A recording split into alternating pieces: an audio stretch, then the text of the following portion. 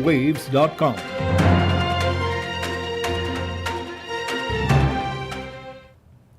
A very good morning to you. With the news at this time, I am Tiana Jordan. The news comes to you with the compliments of Eureka Medical Laboratories. To begin the news, here's a look at the leads. A trade union has started to pressure the government to approve a new minimum wage. The Private Sector Commission wants spares to be on standby in Guyana to avoid excess gas flaring. News in the region. Rice farmers in Suriname are hoping to find a solution to low paddy prices. An international law enforcement team has seized more than 200 million worth of narcotics in the Caribbean Sea. And internationally, Ukraine says it will take steps to see if alleged war crimes have been committed in Russia. The details of these and other stories will be coming up in just a moment. A COVID-19 PCR test is now mandatory for many routine activities, including travel and return-to-work purposes. At Eureka, our trained and experienced staff will ensure confidentiality while your test is conducted in a professional and timely manner, with results in just 48 hours. So the next time you require an efficient and hassle-free PCR COVID-19 test, call 624-8378, 608-8378, or 623-7233 to schedule your appointment. You can also ask about our house call testing service. And now the news in detail. As the price of basic goods and services continue to increase, the Guyana Workers Union, GWU, has begun agitating for the government to keep its promise to increase the minimum salary to $60,000 per month. GWU President Norris Witter says the former A Partnership for National Unity plus Alliance for Change, APNU plus AFC, had decided to increase the minimum salary from $40,400 per month to $60,000. He says after the People's Progressive Party returned to office in 2020, the Tripartite Committee of Labor, Government, and the employer met and agreed that Labor Minister Joseph Hamilton would take the proposed increase to Cabinet. Mr. Witter says that since then, Mr. Hamilton has refused to sign the order. He faithfully reported to the Tripartite Committee later in February 2022 that he took the matter to Cabinet. Cabinet accepted the recommendation, and that all that has to be done was for him, the minister, to sign that order to bring into effect the new national minimum wage of $60,000 per month. As the nation will know and the world will know, up to this point in time as we speak, that order has not been signed to make good the commitment of that $60,000 per month. But Labour Minister Hamilton has denied telling the Tripartite Committee that all that is left to be done is for the order to be signed. I've never said that. So still before cabinet. I'm around a long time. I've never said that. All right. Go back. All the statements I've made is one consistent statement on the matter. The Labour Minister says the request for the increase in the minimum wage is still before Cabinet. The GWU President says that back in 2019, when the Tripartite Committee had agreed that the minimum salary should be $60,000 per month, the cost of living had not spiraled. When the decision was taken in 2019, it was taken consistent with what the cost of living was at that point in time. And it was even pointed out to members of the committee that while it is recognized that $60,000 is not adequate enough to compensate for the cost of living as it were in 2019, at least the $60,000 marks a beginning to address the deficit of the minimum wage vis-a-vis the cost of living. GWU President Norris Witter. He says his union, which has been holding weekly picketing demonstrations outside Parliament building, plans to seek the solidarity of other trade unions to intensify its demand for the minimum wage order to be signed so that workers can earn at least $60,000 per month. After that is done, he hopes that the tripartite committee can begin negotiations for a new figure due to increased cost of living. The trade union movement and the private sector want more to be done to improve safety at the workplace. They issued the calls at the start of Occupational Safety and Health Month. General Secretary of the Guyana Trades Union Congress, Lincoln Lewis, not only wants the employers' organization, Consultative Association of Guyanese Industry, to be involved. He says the Ministry of Labor's occupational safety and health inspectors must enforce the law. We cannot have a situation where when you finish here, when workers turned up at the workplaces, and when the conditions are not favorable, when the workers stand up consistent with the law and say we will not work under it, you have the employers, some employers who say you have to go home, or we suspend them, or we do something to them, right? And the Labor Department lack the capacity to go and enforce the law and make sure that those employers respect what the law says and what the workers have been involved in.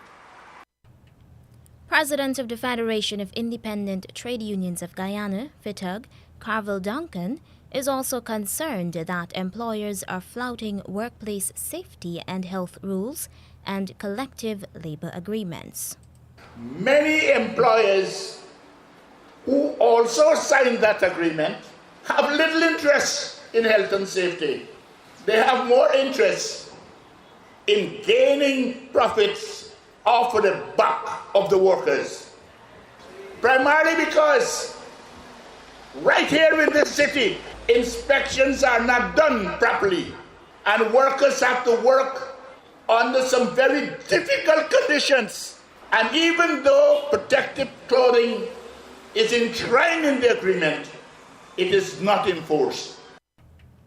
But Labour Minister Joseph Hamilton says that the number of labour officers and occupational safety officers has increased over the past 18 months.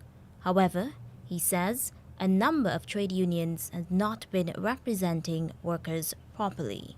Many instances, this minister had to intervene to deal with companies that were taking advantage of our brothers and sisters. And you know, what is aggravating to all of that is that the workers, they have a union who collect union dues from them every week or every month.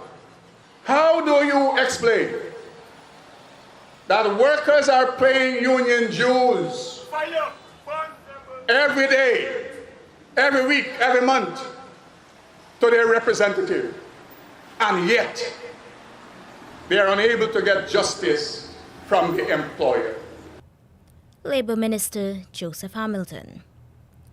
The Private Sector Commission, PSC, wants spares for floating production, storage and offloading vessels to be located in Guyana to minimize the flaring of natural gas. The business organization says a contingency plan should include having items such as a spare compressor to address mechanical failures and so reduce gas emissions to approved levels.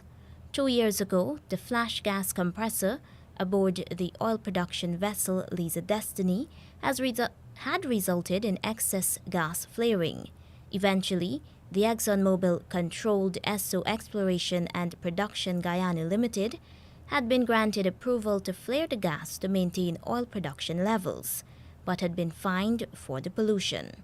At the same time, the PSC welcomes the decision by the Environmental Protection Agency for a capping stack to be brought to Guyana to seal a well if there is a blowout.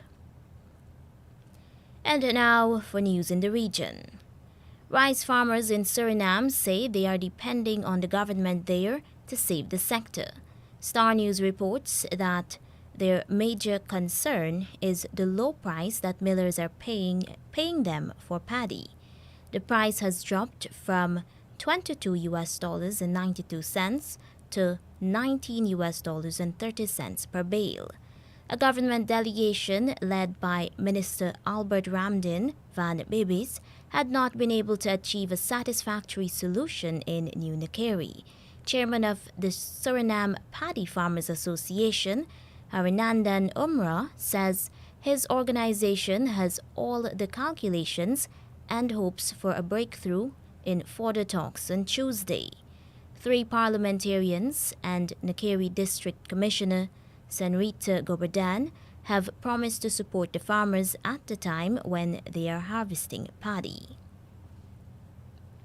And in Brazil, heavy rains have caused mudslides that killed at least 14 people in southern coastal cities and an area of Rio de Janeiro state.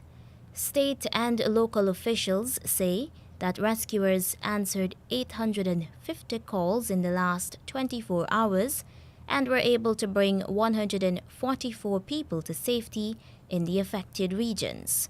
Rio de Janeiro has been hit by inclement weather over the past few weeks. Landslides and flooding in February killed some 240 people in Petropolis area, in the hills above Rio de Janeiro, authorities said on March 23rd. The mayor of the town in Parati said at least 70 persons were homeless. He said mudslides blocked streets and isolated parts of the city, and entire neighborhoods were without electricity in the colonial coastal town that is a tourist attraction. The United States Coast Guard says it has seized more than $243 million in illegal narcotics during an operation in the Caribbean Sea. The Coast Guard says that the crew of its cutter Dauntless seized about 8,500 pounds of cocaine and apprehended 13 suspected drug smugglers with Dominican Republic and Colombian nationalities. The operation lasted 45 days. The U.S. Coast Guard said the Dauntless crew worked alongside multiple U.S. Coast Guard assets and international assets, including a Dutch Navy ship, to interdict the illegal drug smuggling ventures. Lieutenant Paul Puddington, a District 7 duty enforcement officer, says he and his team are thankful for coordinated efforts across the U.S. Coast Guard, the Department of Defense, Customs and Border Protection, as well as their international partners from the Netherlands and throughout Central and South America. And now for the international news, here's the latest bulletin from the BBC World Service. Hello, I'm Debbie Russ with the BBC News. President Volodymyr Zelensky has said Ukraine will immediately begin a process of investigating and prosecuting war crimes allegedly committed by Russian troops. Mr. Zelensky framed the conflict as one between good and evil after evidence of Russian atrocities against Ukrainian civilians emerged following the pullout of Russian forces from towns near Kyiv. From Lviv, here's Emma Vardy. Very strong words from Mr. Zelensky overnight, accusing Russian forces of a deliberate massacre of civilians in these towns around the capital, Kyiv. And he said he's moving very quickly now to see if alleged war crimes can indeed be prosecuted here in Ukraine. Mr. Zelensky said he's putting together a specialist team of investigators, of judges, of prosecutors. That process, he says, will begin immediately to gather evidence and prosecute if it is possible to do so. The French President Emmanuel Macron has said new sanctions targeting coal and oil exports should be introduced against Russia following the discovery of mass graves and the bodies of civilians in the Ukrainian town of Bucha. Mr. Macron said there were very clear indications that war crimes had been committed by Russian forces. Ce qui vient de se passer à Bucha impose un nouveau train de sanctions. What happened in Bucha demands a new round of sanctions against Russia and very clear measures. And so we will coordinate with our European partners, especially with Germany, and we will take our own additional measures. And I'm in favour of us having a round of sanctions and for us to be able to act regarding coal and oil in particular, which we know are particularly painful for them. On Sunday, Russia denied its forces were responsible for the deaths of civilians in Bucha and requested an urgent meeting of the UN Security Council to discuss events there. From Moscow, here's Jenny Hill. Moscow is saying that all of those reports, that footage, those accounts are all fake news. And we've actually just heard that Russian investigators are going to be looking into what they say are reports that the Ukrainian Ministry of Defense have staged those videos and then handed them to Western media. The Ministry of Defense here in Russia has said that not a single local resident in Bucha suffered from any violent action. On the contrary, they say that their troops were involved in the delivery of humanitarian aid to many of the settlements around Kyiv in that part of the country. A UN report on climate change due out today will warn that the planet has already warmed to such a critical level that new technologies are needed to actually suck carbon dioxide out of the atmosphere. The Intergovernmental Panel on Climate Change is expected to say that carbon will then have to be buried or put to new uses. The report says economies must transform to ensure a livable future. You're listening to the World News from the BBC. The Sri Lankan President, Gotabaya Rajapaksa, has appointed 4 new ministers after the entire cabinet resigned over the economic crisis, apart from the Prime Minister, his brother Mahinda. Earlier, Mr Rajapaksa invited opposition parties to join the cabinet, but spontaneous public protests have continued against shortages of essential goods and rolling power cuts. Many of the protests have been calling for the resignation of the president. The Supreme Court in Pakistan is due to deliberate whether a decision to block a vote of no confidence against Prime Minister Imran Khan was legitimate. Opposition leaders say the move by the Deputy Speaker in Parliament was unconstitutional. Media reports said Mr Khan would have lost the vote had it gone ahead. The President has dissolved Parliament at the request of Mr Khan, who's accused the United States of working with the opposition to remove him from power. Hong Kong's controversial chief executive Carrie Lam, whose period in office was marked by violent demonstrations against the rising influence of Beijing, has announced that she will not seek a second term. Speaking at a news conference, Hong Kong's first female leader explained the reason behind her decision. There is only one consideration, and that is family. I have told everyone before that family is my top priority. They think that it is time for me to go home. This is my only consideration. Ms Lam is expected to be replaced by her deputy John Lee when an official committee makes its selection in May. Inflation in Turkey has leapt to a new 20-year high of over 61% in March. The latest rise was driven by increasing energy and commodity prices following Russia's invasion of Ukraine. Inflation has been surging in Turkey since last year, causing a cost of living crisis and public discontent. It's been driven by a crash in the lira. BBC News. The news was brought to you with the compliments of Eureka Medical Laboratories. Don't let the fear of contracting the coronavirus disease deter you from seeking the medical care you need. At Eureka Labs, we ensure the safety of our clients and staff with our rigid sanitization routine. This involves the use of ultraviolet lights to effectively rid the air and all surfaces of viruses and bacteria that may be present throughout the lab daily. The light works to rapidly inactivate microorganisms through a physical process that is invisible to human eye. So the next time you need a checkup, don't hesitate to give us a call on 225-7574 to schedule your appointment. And now here's a recap of the leads.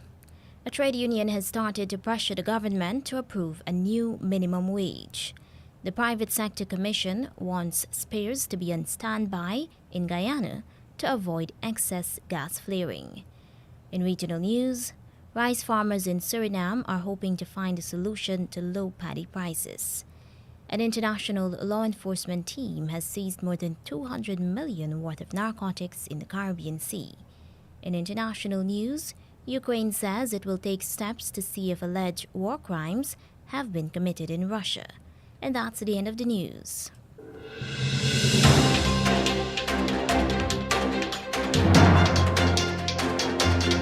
This has been the news, compiled in the News Talk Radio newsroom. For ongoing updates, visit demerarawaves.com, and you can check facebook.com/demwaves and twitter.com/demwaves.